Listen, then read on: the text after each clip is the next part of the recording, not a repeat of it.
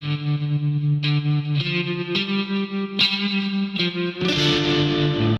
Rek, Assalamualaikum. Nah, di sini saya mau podcast nih sama teman saya yang asal dari Indramayu, teman kuliah saya di UB. Ya apa kabarnya Sal? Alhamdulillah baik, Van. Alhamdulillah. Kamu dari kecil sampai di besar ini di Indramayu terus ya Sal? Iya, Van. Saya benar-benar lahir di Indramayu, terus juga tumbuh kembang dari remaja sampai sekarang umur 20, itu di lingkungan Indramayu. Cuma beberapa waktu saya sempat kuliah di Malang. Cuma balik lagi ke sini gara-gara pandemi gini kan. Ya, buat situasi di Indramayu, Corona ini. Ya situasinya yang jelas lebih rendah daripada Surabaya yang jelas ya. Cuman tetap ya waspada kayak gitu sih. Soalnya baru-baru ini mungkin banyak yang kena juga sih, Van. Soalnya banyak ini sih apa orang-orang ya dari Jakarta dari mana kayak gitu datang ke sini. Jadi ya bersebar lah orang-orang kayak gitu. Kapan balik ke Malang? Balik ke Malang masih belum tahu ya. Kontrakan di sana masih ada sih, cuman untuk balik ke sana masih belum ada rencana lah. Ada rencana, cuman belum tahu Iya, rencana kapan. dekat-dekat ini ya. Iya, Soalnya kan online ini kan bingung ya praktek lapangannya gitu ya. Sama ngalamin juga. Di Indramayu apa yang terkenal kan sana yang terkenal ciri khasnya apa? gimana Van? Ciri Ciri, khas Indramayu, ciri khas ciri khasnya. Indramayu dari makanannya cuman kalau ciri khas Van. Makanannya itu Iya, mangga, buah mangga itu ya lumayan terkenal lah. Banyak oleh-oleh di sini dari mangga soalnya kayak gitu kan. kapan-kapan bawain lah Sal ke Malang. Ya pernah, cuman nggak habis kemarin. Nggak dibawa. Malas bawa ke kampus bawa buah mangga. Nah, terus gini Sal, Iya Van. ada ada nggak sih kebiasaan unik di Indramayu? Kayak tata keramanya di sana, apa ciri khasnya, apa kebiasaan unik warga Indramayu kayak gimana? Kalau kebiasaan unik ya, kalau kebiasaan unik, menurut saya kayaknya eh, nyaris di seluruh Jawa itu sama ya, menjaga tata krama atau sikapnya itu bagaimana. Terutama dalam cara bertutur kata kan. Biasanya kalau misalkan untuk umur ya seumuran gitu kan, atau kita ngomong sama yang lebih kecil, kita menggunakan bahasa yang seperti apa. Kalau misalkan kita ngobrol sama yang lebih tua gitu kan, itu kan beda juga ya Van ya, bagaimana sih itu kita bertata krama. Terus kalau misalkan ya ketemu sama orang gitu kadang senyum tapi kalau misalkan emang baiknya sih ketemu orang yang senyum ya Van ya cuman kan nggak semuanya kayak gitu sekarang gitu sih. Di Indramayu itu ada kayak bahasa Jawa halus, kasar gitu ada di Indramayu. Ada Van. Sebenarnya mirip sama bahasa Jawa ya tapi bahasanya itu namanya bahasa Dermayu gitu.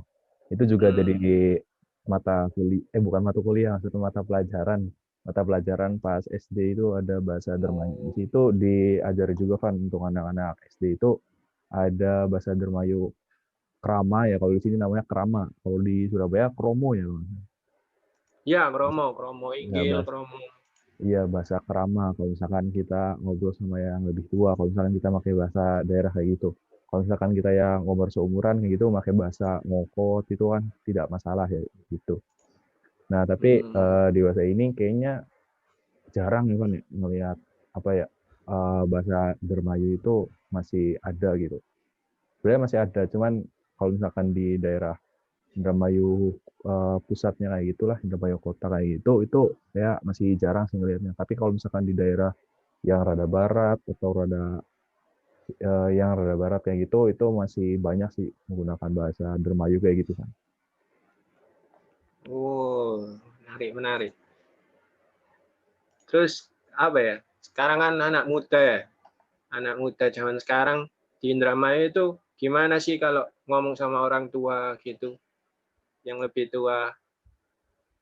Sebenarnya macem-macem sih. Ada yang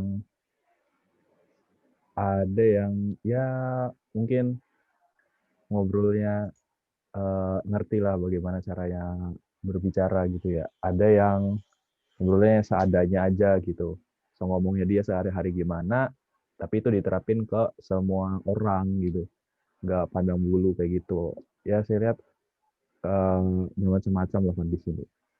Ada hal-hal yang masih ada yang menjaga misalkan kayak tata krama dan juga etika yang tentunya itu adalah hal baik ya kan ya. Nah, tapi juga Iya. ada yang saya lihat ada yang beberapa lah degradasi dari etika tersebut. Kayak gitu sih. Ya, sekarang ini perbedaan anak-anak pada zaman kita sama yang sekarang gimana Yang jelas di Indramayu? perbedaannya itu kan ini aku nggak tahu ini pendapatku pribadi ya. Iya, Pendapatku ya, pribadi. silakan. Dulu itu aku waktu kecil ya, mungkin sering yang namanya main bola, kejar-kejaran, main gunung-gunungan, kotrikan, Benar. kayak gitu kan ya. Nah itu kan interaksinya kan terjadi gitu sama teman gimana ya kan. Itu kan ya terus juga motoriknya kita juga terasah lah kayak gitu. Lari-larian di sawah, lempar-lemparan ini apa lumpur kayak gitu kan. Main-mainan kayak gitulah. Nah, interaksinya itu kita ngobrolnya terjadi, terus juga kedekatannya terjadi, kekeluargaannya juga terjadi kan. Terbentuk lah kayak gitu. Terus juga ya bukan hanya itu kan apa ya menurutku itu interaksi berkelanjutan juga gitu bukan antara sesama teman tapi juga antara sama tetangga terus terutama dari anak kecil sama orang yang lebih tua kayak gitu kan contohnya gini deh misalkan kamu main sama si A nah kau terus orang tuanya si A datang terus kita ngobrol-ngobrol sama orang tuanya si A itu kan kita juga terbentuk interaksi kan sama keluarganya si A kita juga jadi ngerti gimana cara ngomong sama orang tua kayak gitu kan nah Iya, iya, iya. tapi kalau lihat dari sekarang ya, emang ada beberapa juga yang masih kayak gitu. Tapi kebanyakan udah masuk ini kan pengaruh-pengaruh dari apa ya kayak game online kayak gitu. Terus juga ada dari media sosial itu kan apa ya nggak terbatas usia kan media sosial. Terus usia maksudnya bisa dipalsukan lah. Maksudnya sama oknum-oknum kayak gitu kan. Nah, terus juga apalagi ya game online kayak gitu. Sebenarnya itu apa-apa sih kalau misalkan sekali dua kali. Tapi kadang kan di game online itu ada oknum-oknum yang menggunakan kata-kata yang tidak senonoh gitu kan. Nah, itu jadikan Iya, iya, sebagai iya. role model atau contoh gitu. Role model atau contoh dari anak-anak yang masih di bawah umur. Tuh, kalau misalkan contoh misalkan si A ini ketagihan sama game X lah. Nah, terus dia mau cari tips and triknya cara biar jadi pro player gimana, dia nonton streaming dari pro gamer gitu kan. Nah, itu kan nggak semuanya itu terfilter kan kata-katanya. Ada yang menggunakan kata-kata yang tidak senonoh, nah gitu kan. Itu malah dijadikan sebagai role model atau dijadikan sebagai contoh Iya, panutannya iya, iya. gitu. Jadi Ya, kadang ya. digunakanlah kata-kata yang kasar atau ya di dalam kehidupan sehari-harinya kayak gitu kan. Menurut itu yang salah satu apa ya pengaruh dari eranya sekarang gitu. Oh, tapi kan di lingkungan sekitarmu lah, masih ada anak kecil main-main gitu di luar, masih ada atau enggak?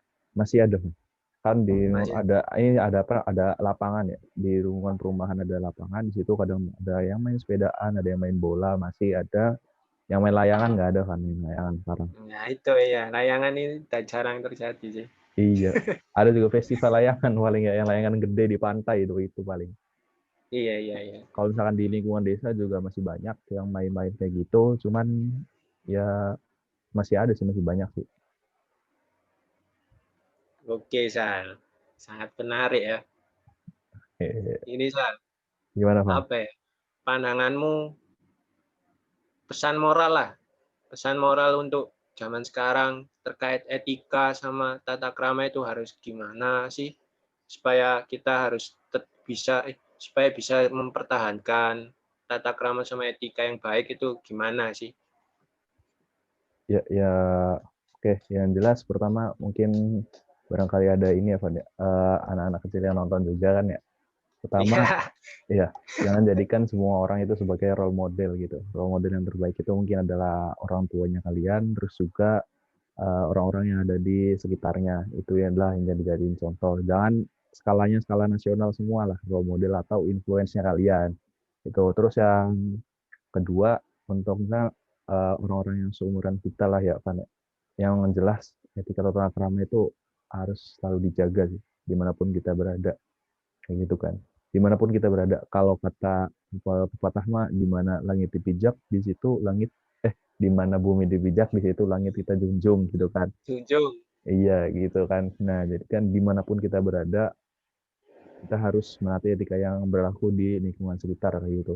Nah, terus saya rasa itu sih yang terus untuk orang-orang yang mungkin seumuran sama kita lah ya kan, yang seumuran sama kita itu tanpa kita sadari kadang kita itu menjadi role model dari orang-orang yang ada di sekitar kita gitu, terutama anak-anak kecil. Jadi jagalah sikap kita, jaga omongan kita yang ada di depan mungkin anak-anak kecil yang ada di sekitar kita kayak gitu. Kadang anak-anak kecil itu mencontoh orang-orang yang seperti kita kayak gitu, yang tanpa kita sadari ya, kadang tanpa kita sadari juga gitu kan. Jadi jadilah contoh yang baik lah di Bagus dunia sekali. nyata maupun di dunia maya, dua-duanya. Gitu. Bagus sekali nih pesan moralnya, sangat mendalam nih. Dan ya Sal, terima kasih Yo, kan, atas sama-sama. kehadirannya di via online ini. Ya, gitu gitu Rek, podcast saya sama Isal. Ya, jadi apa? Ditunggu next video yang saya akan buat lagi. Bye bye. Assalamualaikum. Waalaikumsalam.